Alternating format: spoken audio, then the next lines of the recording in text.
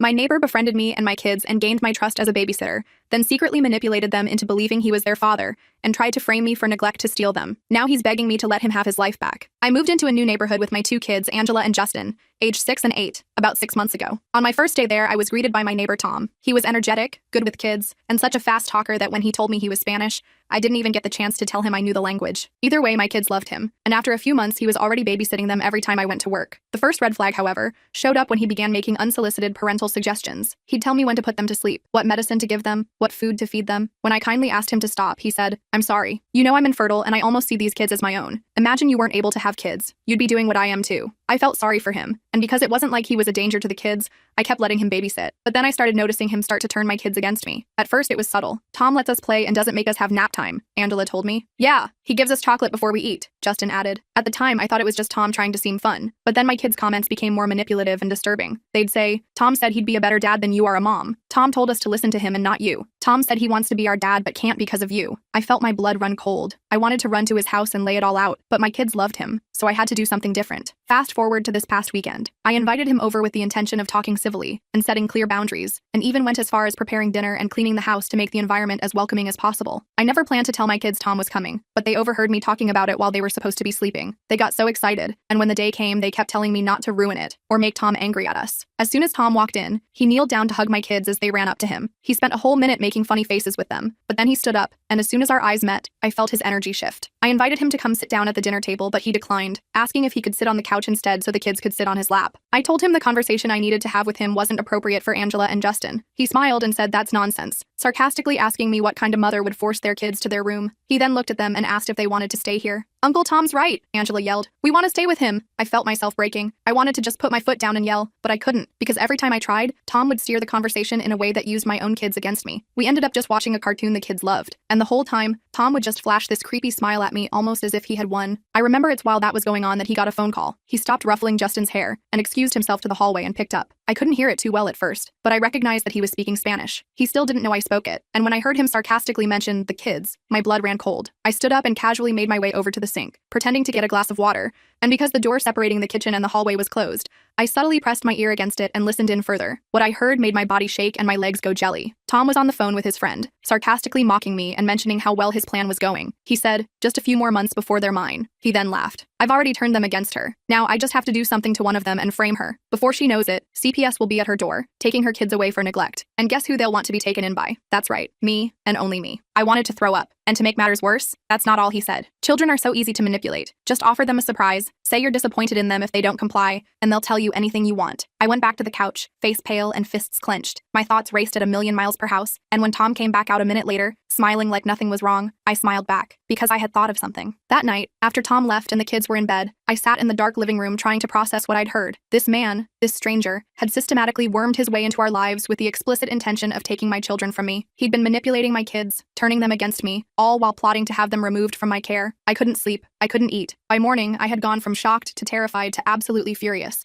I called in sick to work and dropped the kids at school myself, making sure Tom wasn't lurking around. Then I called my sister Maya, the only person I completely trusted. "He's been doing what?" Maya practically screamed through the phone when I explained the situation. "Planning to frame me for neglect and get CPS to take my kids," I repeated, the words still not feeling real. "That psychotic she caught herself. "Sorry. Okay, we need a plan. You need evidence." Maya was right. It would be my word against his, and he'd spent months building his case while I'd been oblivious. By the time I picked the kids up from school, I had ordered nanny cams for every room in the house and voice-activated recorders. Amazon Prime same-day delivery was literally going to help me save my children. While the kids did homework, I researched narcissistic manipulation and gaslighting techniques. Everything I read described Tom's behavior perfectly. He'd isolated us, undermined my authority, created dependency, and was now moving toward the final stage of his plan. I felt sick realizing how expertly he'd executed each step. That evening, Justin asked if Tom was coming over. When I said no, both kids looked disappointed. Angela actually said, "But Fridays are Tom days." Apparently, he'd established routines with my children I wasn't even aware of. I tried casually bringing up Tom. "You guys really like spending time with him, huh?" They both nodded enthusiastically. "What kind of things do you talk about when I'm not around?" Justin immediately looked uncomfortable. "Just stuff." "What kind of stuff?" I pressed gently. Angela shrugged. "Secret stuff. Tom says some things are just between us and him." My parenting alarms were blaring, but I kept my expression neutral. "You know you can always tell me anything, right? Even if someone says it's a secret?" Justin glanced at Angela, then said, "Tom says you wouldn't understand, and that you might get mad." I changed the subject, but my mind was racing. What else had he told them? What secret stuff had been happening in my own home? The nanny cams arrived while the kids were watching TV. I quickly hid them throughout the house, one disguised as a phone charger in the living room, another as a clock in the kitchen, a third hidden in a bookshelf. I installed the app on my phone to monitor the feeds. I texted Tom that night, "Kids are asking for you. Work emergency tomorrow afternoon. Any chance you could watch them for a couple hours?" His response came immediately. "Tied up until evening. Could do 7 to 9 p.m. though." Perfect. That gave me time to set up all the recording devices and prepare. Tomorrow, Tom would get the surprise of his lifetime. I wasn't going to confront him directly. That would be too dangerous given how manipulative he was. No, I needed to trick him into revealing his true intentions on camera. As I checked on the sleeping kids that night, I felt a surge of protective rage looking at their innocent faces. This man had methodically tried to steal what mattered most to me in the world. I gently brushed Justin's hair from his forehead and whispered, "Nobody is taking you from me. Not ever." The next morning, I kept things normal, making pancakes and asking about what they wanted to do over the weekend. That's when I casually mentioned, "I was thinking maybe next weekend we could drive up to Grandma's for a visit." The reaction was immediate and intense. Both kids started protesting at once. "We can't go next weekend," Angela wailed. Justin looked genuinely panicked. "Tom said he has a special surprise for us on Saturday." I froze with the spatula midair. What kind of surprise? They both shook their heads. "Another secret." "Well, we don't have to decide right now," I said lightly, but inside I was reeling. He was already planning something specific for next weekend. My timeline needed to accelerate. While the kids were at school, I went through their rooms. I hated invading their privacy, but I needed to know what I was dealing with. Under Justin's mattress, I found a cheap prepaid phone. There was only one number programmed into it, Tom's. The text history showed messages instructing Justin to call if mommy acts weird, or call if she tries to take you anywhere far away. I found an identical phone hidden in Angela's favorite stuffed animal. I took photos of everything but left the phones where I found them. I didn't want to tip Tom off that I was onto him. I called the school next and spoke with both kids' teachers. Justin's teacher mentioned that he'd become more withdrawn lately. Angela's said she'd been talking about Uncle Tom constantly. Then came the bombshell. Apparently Tom had picked them up from school twice in the past month, claiming to be my authorized childcare provider. I immediately updated their pickup authorization list,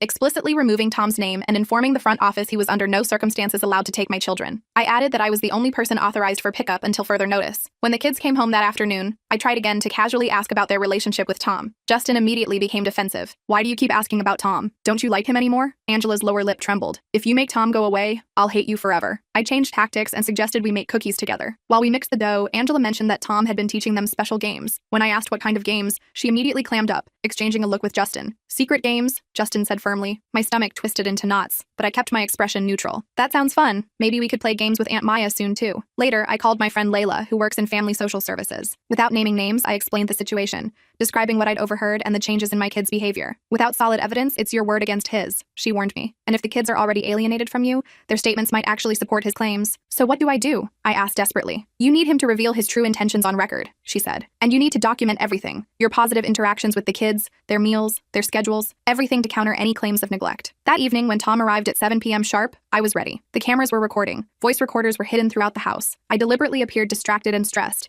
mentioning work problems and sighing heavily. Tom immediately stepped into the supportive friend role, but I caught the calculated look in his eyes as he surveyed the kids' appearance, the state of the living room. "The kids look a bit neglected," he said with carefully crafted concern. "Have they had dinner?" "They had snacks," I mumbled. "I was going to order pizza." He clicked his tongue disapprovingly, loud enough for the kids to hear. "They need proper nutrition, not junk food." I didn't rise to the bait. Instead, I mentioned casually, "By the way, I'm thinking of moving us closer to my parents. My mom offered to help with childcare while I work longer hours." Tom's face darkened momentarily before he recovered. "Moving? That would be so disruptive for the children. They're just getting settled here. It would make things easier financially," I pressed. "Let's discuss this privately," he suggested, steering me toward the kitchen. Once there, away from the kids, his mask slipped. "What the hell are you doing?" he hissed. "You're ruining everything." Got him, I thought, knowing the kitchen recorder was capturing every word. I kept my face fearful and confused. "I don't understand why you're upset," I said. "It's just an idea my mom suggested." "Because these kids need stability," he said, quickly composing himself. "And I'm here to help. Your parents live what, 2 hours away? The kids would have to change schools, lose all their friends, lose me." The proprietary way he said, "lose me," sent chills down my spine. But I had him talking now, and I needed more. "I didn't realize you were so invested in our lives," I said carefully. His eyes narrowed slightly. "Of course I am. Those kids mean everything to me. Not your kids, those kids, like they already belong to him." I decided to push him a little further. "It's just that Angela and Justin are my children, and I need to make the best decisions for them." Tom's face twitched slightly. "Of course they're your children. Technically." That single word, technically, made my blood run cold. I kept my expression neutral despite wanting to slap him. "I should get going," I said, pretending to check the time. "I have an early meeting tomorrow." As Tom left, he hugged the kids extra long. Justin actually cried when he said goodbye, like he was leaving forever. I overheard Tom whisper to Angela, "Remember what we talked about?" She nodded solemnly. After they went to bed, I reviewed the kitchen recording. Tom's "you're ruining everything" comment was damning, but not explicitly incriminating enough. I needed more concrete evidence of his plan. The next morning, I casually mentioned finding their secret phones while cleaning their rooms. Instead of confessing,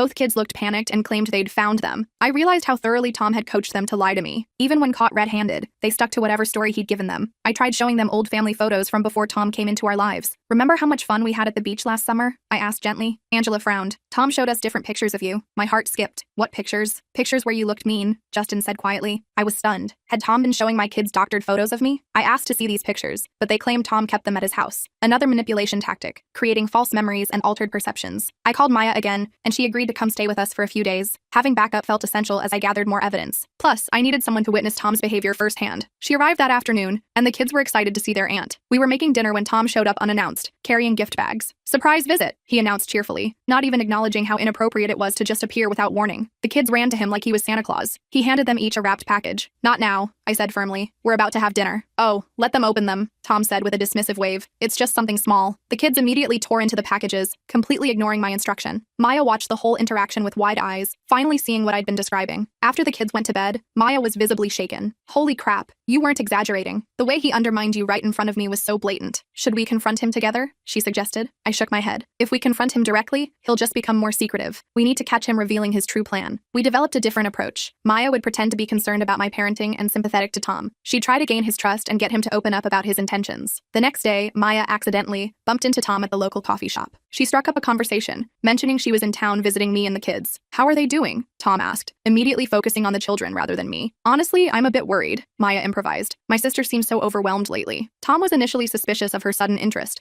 but warmed up when she continued expressing concerns about my parenting. She suggested the three of us get drinks that weekend to discuss the situation. When she told me about this later, I agreed too quickly to the drink plan. When Tom texted to confirm, his message had an edge of suspicion. I had to backtrack, responding that I wasn't sure it was a good idea, but would try to make it work. Playing hard to get seemed to reassure him. That Saturday, we met at a local bar. I purposely arrived 15 minutes late, appearing flustered and disorganized. Tom immediately started listing his concerns about my mental stability to Maya. She's just not the same person lately, he said, shaking his head sadly. The kids tell me things. Maya skillfully steered the conversation toward his childcare techniques. You seem to have such a special bond with them. How did you develop that? Tom puffed up with pride and began explaining his approach. After a few drinks, he became less guarded. Children need structure, he explained. When their primary caregiver is unstable, they look for security elsewhere. I simply positioned myself as that security. And how did you do that? Maya asked innocently. It's about creating contrast, he said, leaning in. If mom says no to something simple, I say yes. If she's tired and short-tempered, I'm endlessly patient. Eventually, they start coming to me first. I gripped my glass so hard I thought it might shatter. He was openly admitting to systematically turning my children against me. Maya managed to record parts of this conversation on her phone,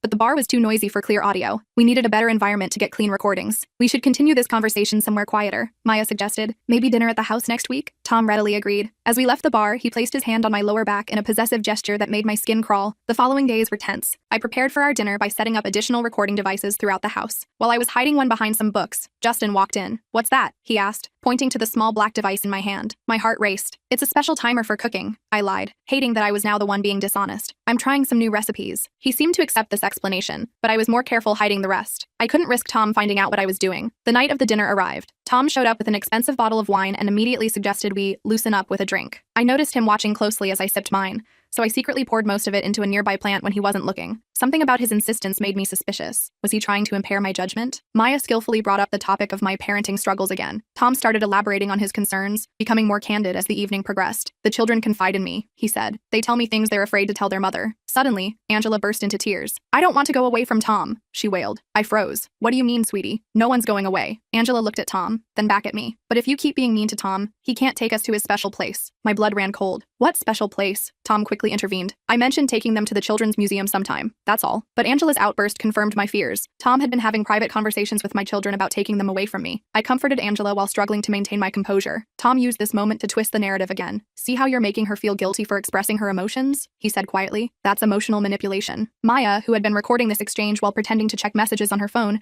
caught this perfect example of psychological projection. Tom was accusing me of exactly what he was doing himself. After reviewing Maya's footage later that night, we found Tom had revealed enough of his concerning behavior to raise red flags, but nothing explicitly illegal. We needed more. I decided to call his bluff. The next morning, I texted Tom, after last night, I'm considering therapy for the kids. They seem to have a confusing attachment to you that might need professional guidance. His response was immediate. I'd be happy to help find a good therapist. I know several who specialize in children. Thanks, but I've already selected one and scheduled appointments for next week, I replied. This clearly rattled him. He called within minutes, insisting that involving outsiders was unnecessary and potentially harmful to the children. They're just going through an adjustment period, he argued. Therapy might make them feel like something's wrong with them. I pretended to reconsider. Maybe you're right. By the way, my parents are coming to visit next week. They'll be staying with us for a while. This news clearly panicked him. How long will they be here? When do they arrive exactly? He pressed. Not sure yet, I said vaguely. Could be a week or two. After hanging up, Maya and I analyzed his reaction. He's afraid of your parents witnessing his manipulation, she concluded. Outside observers threaten his control. The next day, I discovered Tom had given Justin a smartphone for emergencies. When I confronted Justin about it, his response was clearly rehearsed. Tom says I need it because sometimes you don't answer your phone, he recited mechanically. It's for my safety. Rather than confiscating it and triggering more resistance,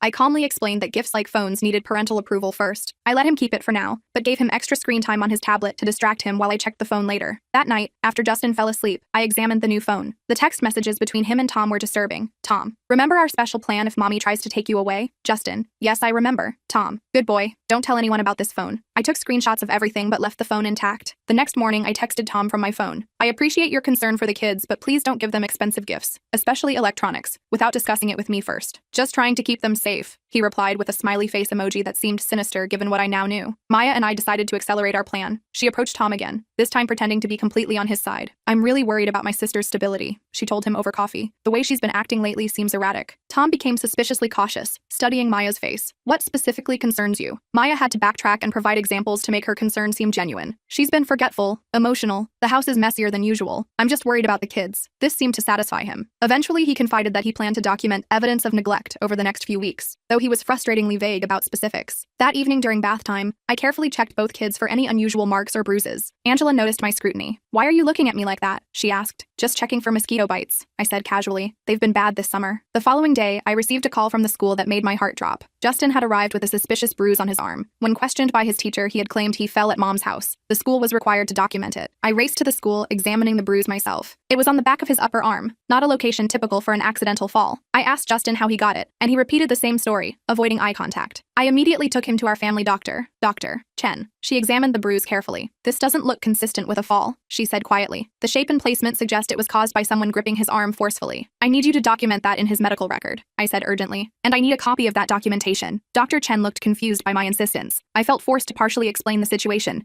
which made me sound paranoid. Nevertheless, she thoroughly documented her findings and gave me a copy of the report. That evening, Tom texted asking if he could take the kids to the park. I politely declined, saying we had family plans. 20 minutes later, he showed up at our door anyway. Surprise, he announced when I opened the door. The kids ran to him excitedly. We're actually having a family night, I said firmly. Ooh, can Tom join? Angela asked. Not tonight, sweetie, I replied. Tom crouched down to Angela's level and whispered something in her ear. Her face crumpled and she burst into tears. You're the worst mom ever, she screamed, running to her room. Justin stood there uncertainly, torn between following his sister and staying. You see how upset they get when you keep them from having fun? Tom said quietly. I'm just trying to give them some normalcy. They're my children, and we have plans, I said, blocking the doorway. Please respect our family time. Tom eventually left, but not before giving me a look that chilled me to the bone. After he was gone, I tried talking to both kids about what had happened, but they were completely unresponsive, staring at the floor and refusing to engage. That night, I called Maya in tears. The kids are like strangers. They won't even talk to me in my own home. That's exactly what he wants, she reminded me. He's deliberately creating this division. Remember, this isn't about the kids being mad at you. It's about Tom's manipulation. The next day, Maya suggested we needed more drastic action. We need to set up a situation where Tom will fully reveal his intentions. I was hesitant. I don't want to put the kids in any kind of danger. They won't be, she assured me. We'll make sure they're safe with your parents while we confront him. We developed a plan. I would tell the kids we were visiting Grandma for the weekend, ensuring they were safely away. Then we would confront Tom with the evidence we had gathered so far. When I told the kids about visiting Grandma, they immediately became agitated. I pretended to leave the room but doubled back silently, catching them both frantically texting on their secret phones. I quietly monitored Tom's response through the nanny cam in Justin's room. Within minutes, my phone rang. It was Tom, his voice tight with barely controlled panic. I just wanted to check in, he said casually. The kids mentioned you're taking them out of town? Just for the weekend, I replied. They haven't seen my parents in months. Kids need stability, he insisted. Traveling can be disruptive to their routine. It's just a weekend visit, I repeated. I'm concerned, he said, his voice hardening. Your behavior lately has been erratic. Pulling them out of school, making sudden trips. If this continues, I might need to report my concerns to the appropriate authorities. There it was, the threat I'd been waiting for. I kept my voice steady despite my racing heart. Are you threatening to call CPS because I'm taking my children to visit their grandparents? I'm just concerned about their well-being. being, he said smoothly, as any responsible adult would be. I recorded this entire conversation, finally capturing his controlling behavior and veiled threats on tape. When I played it for Maya, she was encouraged but pointed out he was still being careful with his explicit words. We need him to believe you're actually leaving town permanently, she suggested. That should trigger a bigger reaction. The next day, we put our plan into action. Maya helped me pack several boxes and place them visibly in the front yard. We made sure to label some kitchen and kids' toys, obvious moving boxes. Tom drove by 3 times before finally stopping. I pretended not to notice his car until he approached. Spring cleaning? He asked, gesturing to the boxes. Actually, I found a great job opportunity in Colorado, I improvised. Better pay, better schools for the kids. Tom's mask slipped completely, his face contorted with anger, and he stepped closer to me. You can't just take them away, he hissed. Those children need stability. They need me. They're my children, I replied calmly. For now, he said, his voice eerily controlled despite his obvious rage. But trust me, if you try to leave, I'll make sure everyone knows what kind of mother you really are. Documentation of neglect doesn't just disappear. We were interrupted by my neighbor, Mrs. Patel, walking by with her dog. Tom immediately switched back to his charming persona,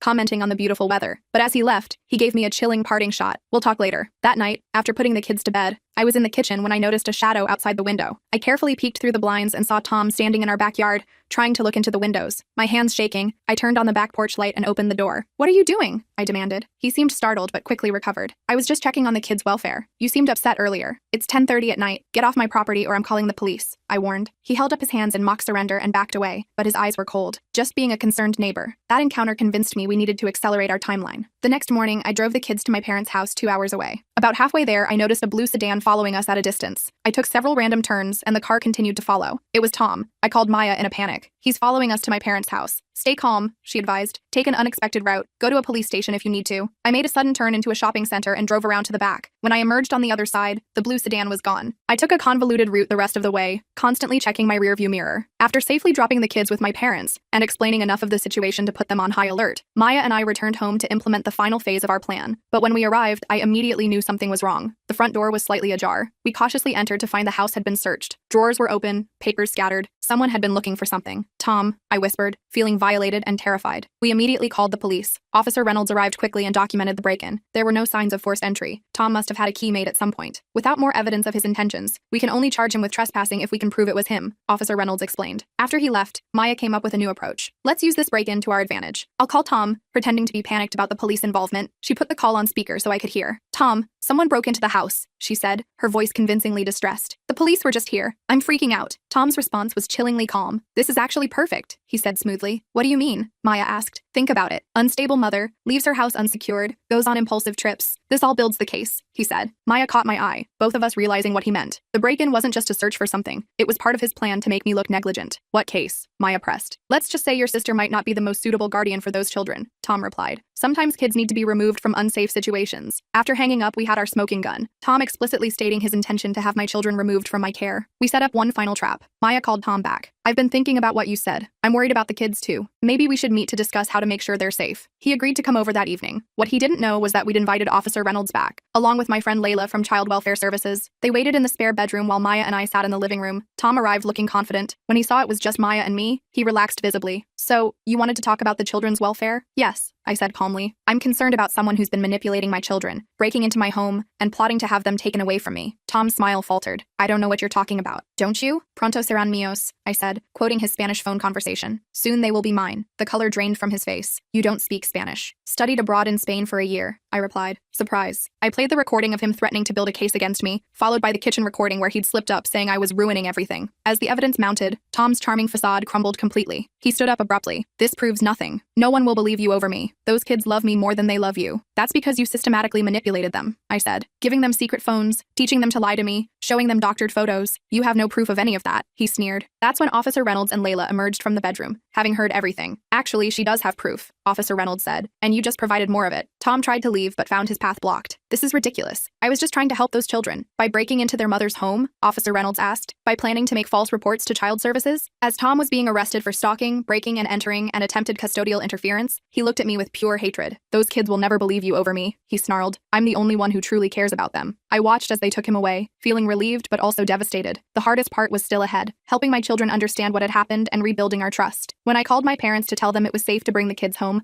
My mom reported that Angela and Justin had been asking for Tom constantly. They seem to think you're keeping them from him deliberately, she said worriedly. I am, I sighed, but not for the reasons they think. How do you explain to a 6- and 8-year-old that the adult they've come to trust has been manipulating them? How do you help them understand concepts like gaslighting and psychological abuse? The next phase would be the most difficult, healing my family from Tom's calculated damage. After Tom's arrest, I thought the worst was over. I was wrong. When I brought the kids home from my parents, their reaction to the news about Tom was heartbreaking. You're lying, Justin shouted when I gently explained that Tom had done some bad things and wouldn't be coming around anymore. Angela burst into tears. You're just jealous because we love him more than you. Their words cut deep, but I reminded myself they were victims too. Tom had spent months poisoning their minds against me. This wouldn't be fixed overnight. I contacted a child psychologist who specialized in cases of emotional manipulation. Dr. Ramirez was compassionate but honest with me. Children this age don't have the capacity to understand manipulative tactics, she explained. Right now, they simply feel like someone they loved has been taken away, and they're blaming you. How do I fix this? I asked desperately. Slowly, she advised. We start with rebuilding trust, not by trying to convince them about Tom. That will come later. The kids initially refused to talk to Dr. Ramirez. Justin sat with his arms crossed, answering questions with silent shrugs. Angela would only communicate through her stuffed animals. But Dr. Ramirez was patient, using play therapy and art to slowly get them to open up. After their third session, Dr. Ramirez showed me a drawing Justin had made, a picture of Tom giving them candy and toys while a scary-looking figure, presumably me, stood in the background with angry eyes. Tom played a special game with them, Dr. Ramirez explained gently. He would reward them with treats whenever they reported negative things about you, and he would punish them by withdrawing affection if they said positive things. I felt physically ill. They were being conditioned. She nodded grimly. Classic manipulation technique. He essentially trained them to view you negatively, and him positively. The road to recovery was painful and slow. There were nights when Angela would scream that she hated me, that I was mean for taking Tom away. Justin became withdrawn, refusing to engage with me beyond necessary communication. Just when we seemed to be making progress, I discovered Tom had found a way to maintain contact. A letter arrived for the children, sent through a mutual acquaintance in the neighborhood. It was filled with subtle manipulation, telling them he missed them, that he was being unfairly kept away from them, and that someday they would understand the truth. I immediately got a restraining order prohibiting all forms of contact with my family, but Tom was persistent. A few weeks later, Angela came home from school with a new bracelet. Where did you get that? I asked casually. The new helper in our classroom gave it to me, she replied. She said it was a secret present. My alarm bells went off. I visited the school the next day and discovered one of Tom's cousins had recently volunteered as a classroom aide. I hadn't even known he had family in the area, another detail he'd concealed. When confronted, the cousin claimed ignorance about any restraining order. The principal agreed to remove her from Angela's classroom, but explained they couldn't ban her from the school entirely without more evidence of malicious intent. Meanwhile, Tom's case was moving through the legal system,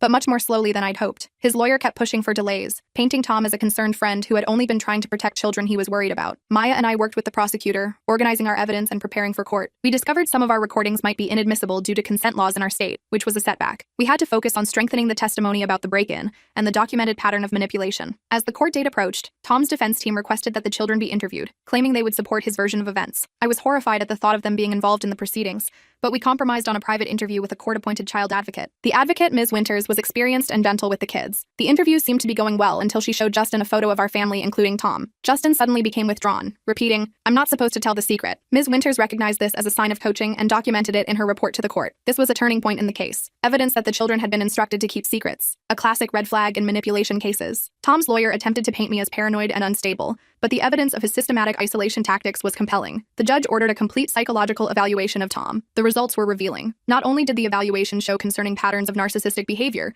but background checks revealed Tom had fabricated his entire backstory. He wasn't Spanish at all. He'd affected the accent and learned the language specifically as part of his persona. He'd also used 3 different names in the past decade. What we still couldn't figure out was why he'd targeted my family specifically. Maya suggested doing deeper research into his past, beyond what the police had uncovered. Her investigation led to a disturbing discovery. Tom had attempted similar behavior with 2 other single mothers in different cities. In each case, he'd inserted himself into the family's life, alienated the children from their mother, and then disappeared when his manipulation was discovered. But we couldn't find any official reports filed against him. These women were probably too embarrassed or scared to report him, Maya reasoned. Or maybe they just wanted to move on with their lives after he left. We managed to contact one of these mothers, Eliza, who agreed to meet with me. She was clearly terrified, constantly checking over her shoulder during our coffee shop meeting. We moved to my car for more privacy, where she finally opened up. He called himself Daniel when I knew him, she explained, her hands shaking as she showed me a photo. It was undeniably Tom, though with different hair and glasses. He almost succeeded in getting custody of my son. According to Eliza, Daniel had manipulated her child so thoroughly that the boy had started making false allegations of abuse against her. When Child Services investigated, Daniel had presented himself as a stable father figure, offering to take temporary custody. I realized what was happening just in time, she said. I packed up and fled the state in the middle of the night. We've been been living under the radar for years, afraid he would find us. Eliza's testimony provided the pattern evidence we needed. Now we could show Tom's behavior wasn't a one-time misunderstanding, but a calculated predatory pattern. The prosecutor was thrilled with this new information, but cautioned that Tom's lawyer would try to discredit Eliza as an unreliable witness, without concrete documentation. We need something that ties all these cases together, she advised. I spent hours reviewing all our recordings, looking for any clue that might connect Tom to his previous identities. Nothing stood out. Then Maya suggested focusing on his phone, the one constant across all his personas. The prosecutor subpoenaed Tom's phone records, revealing multiple burner phones but one consistent number he'd kept across his various identities. That number regularly called a residential facility in another state. When investigators contacted the facility, they refused to provide information, citing patient confidentiality. We had to get a specific court order to access the records. What we discovered was the missing piece of the puzzle. Tom had been a patient at a psychiatric facility for delusions related to parenthood. He had been released years ago when he appeared to improve, but his obsession with saving children had a clinical basis. With this evidence, the case against Tom became much stronger. His defense team pivoted to claiming mental health issues reduced his culpability,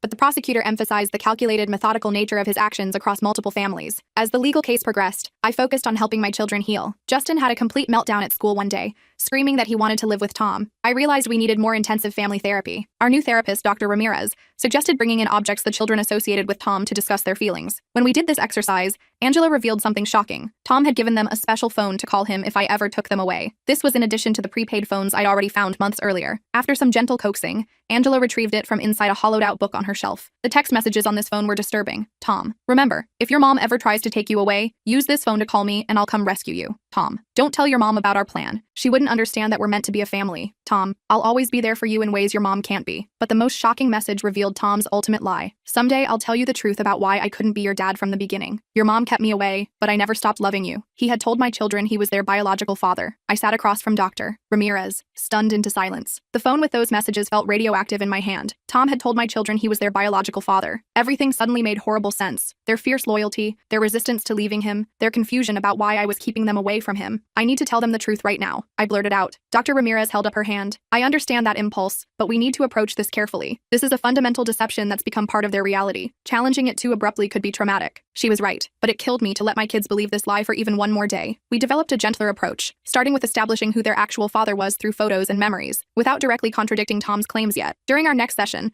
I brought family albums showing the kids as babies with their real dad before our divorce. Angela seemed confused by these images, and Justin became agitated. These are fake, he insisted. Tom said you would try to trick us with fake pictures. Of course he had. Tom had prepared for every possibility, even anticipating I might try to prove he wasn't their father. Dr. Ramirez carefully asked, "What did Tom tell you about being your dad?" Angela's answer broke my heart. He said he had to go away before we were born because mommy was angry with him, but he always wanted to be with us, and now he came back to rescue us. Justin nodded. He said you've been lying to us our whole lives. The irony was suffocating. After several more sessions, Dr. Ramirez suggested involving their actual father in the process. My ex-husband Todd had been minimally involved since the divorce, but when I explained the situation, he was horrified and agreed to help immediately. The first video call with Todd was awkward. The kids were suspicious and hostile, having been convinced he was some kind of imposter, but he knew details about their birth and early childhood that only their real father could know. Slowly, confusion began to replace certainty in their expressions. It took weeks of gentle therapy for the truth to finally penetrate. Tom was not their father. He had lied to them, completely and deliberately, to steal them away from me. Angela was the first to break down. But why would he lie about that? She sobbed. People don't lie about being someone's daddy. Justin's realization was quieter, but deeper. He stopped talking altogether for 3 days, processing this betrayal from someone he had trusted completely. When he finally spoke, he simply asked, "Did Tom lie about everything?" Dr. Ramirez helped us compile a list of Tom's truths and actual truths, working through each manipulation systematically. It was painful, messy work. Some days we made progress. Other days it felt like we were moving backward. Meanwhile, Tom's trial date was approaching. His lawyer tried every delay tactic possible, but eventually, we found ourselves in the courthouse. I testified first, laying out the entire timeline of manipulation. Seeing Tom sitting there at the defense table, watching me with those calculated eyes, made my skin crawl. The defense attorney tried painting me as paranoid and unstable during cross-examination. "Isn't it possible you misinterpreted my client's genuine concern for your children?" she asked repeatedly in different ways. I stuck to the facts, referring to the evidence rather than my emotions. Maya testified next, describing Tom's confessions about how he deliberately positioned himself as a contrast to me. The prosecutor played the recordings where Tom admitted to turning my children against me. Eliza's testimony about her similar experience was powerful. When she identified Tom as Daniel, the man who had attempted the same manipulation with her family years earlier,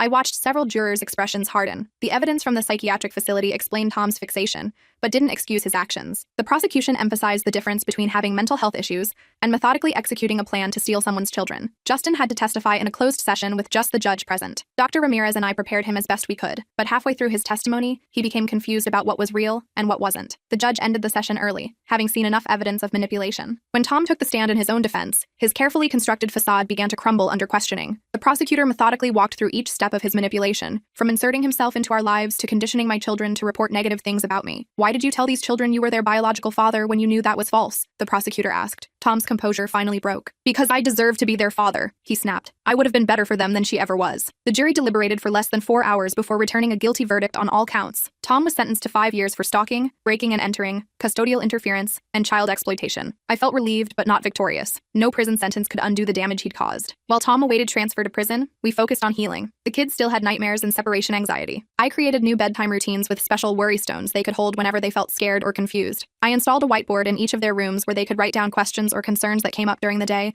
which we'd address together each evening. I considered changing schools to give them a fresh start, but Dr. Ramirez suggested maintaining stability was more important. We compromised by keeping the same schools but ensuring their teachers understood the situation. Angela seemed to bounce back faster than Justin. She returned to her chatty self, becoming interested in her old activities again. But then I discovered she was hiding her true feelings, pretending to be fine because she thought that's what I wanted. "I need to be strong for you, Mommy," she confessed one night. I started a mother-daughter journal where she could write down her true thoughts and feelings without saying them out loud. Some of her entries broke my heart. "Sometimes I still miss Tom even though he was a liar," and "I feel stupid for believing him." Justin's struggle was more visible. He had angry outbursts followed by periods of complete withdrawal. Traditional talk therapy wasn't working well for him, so we found an art therapist who helped him express his confusion and betrayal through painting. His early artwork featured dark scribbles and torn paper, but gradually colors began to appear. 3 months after the trial, I received notice that Tom was filing an appeal. The kids immediately regressed when they sensed my anxiety. Justin started wetting the bed again, and Angela became clingy, refusing to go to school. Our lawyer assured us the appeal was based on technicalities rather than new evidence, and the conviction would likely stand. We used our established coping mechanisms to weather this setback. During one particularly difficult evening discussion, Angela surprised me with her insight. "Tom can't trick us anymore, Mom," she said firmly. "We know about his lies now." Justin nodded in agreement, though he remained quieter about his feelings. 6 months after Tom's conviction, I ran into Ben at a school fundraiser. He was a single dad with a daughter in Angela's class. We started talking while volunteering at the bake sale table and found an easy rhythm to our conversation. When he suggested coffee sometime, my immediate reaction was panic. I'd met Tom through my kids. He'd used them to get close to me. How could I ever trust anyone near them again? I declined Ben's invitation initially, but we kept bumping into each other at school events. He was patient and never pushy. After 6 months of casual conversations in public settings, I finally felt comfortable enough to consider introducing him to the kids. Our first playdate was at a public park with his daughter Lily. I watched Ben like a hawk, analyzing every interaction he had with Angela and Justin. He must have felt my scrutiny but never commented on it. Instead, he simply played catch with the kids, made awful dad jokes, and respected their boundaries completely. Justin had a momentary panic attack when he saw Ben helping me prepare snacks one afternoon. His breathing became rapid, and he froze in the doorway. "What if he tries to take us away like Tom?" he whispered. Instead of dismissing his fear, I sat down at his level. "That's a really important question, Justin. Let's talk about it." We discussed the differences between Tom's behavior and Ben's, and I reminded him that no adult would ever separate us again. The fact that Justin could verbalize his fear rather than shutting down represented enormous progress. We were healing, slowly but surely. Angela, meanwhile, developed an unexpected interest in Spanish culture and language. This concerned me at first. Was she trying to maintain a connection to Tom? Dr. Ramirez suggested that Angela might be attempting to reclaim something Tom had tainted. Rather than discourage her,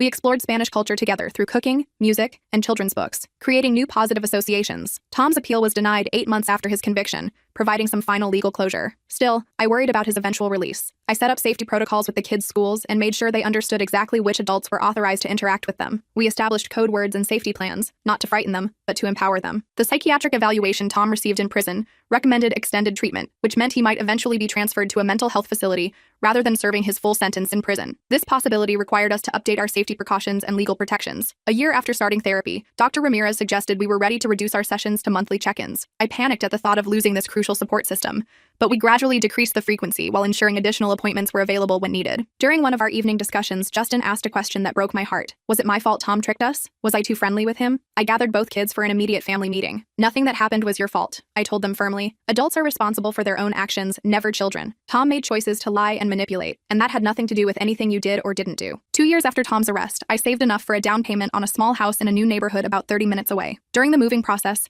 Angela found a stuffed bear Tom had given her tucked in the back of her closet. She held it up uncertainly. Should I throw this away? Rather than deciding for her, we created a special ceremony. We laid out items associated with Tom, the toys he'd given them, photos with him, and the kids decided individually which objects to leave behind, and which, if any, to bring to our new beginning. They chose to discard everything except one small bracelet Angela had received before Tom's manipulation began. In our new home, both kids initially checked the locks and security system obsessively every night. I didn't discourage this behavior.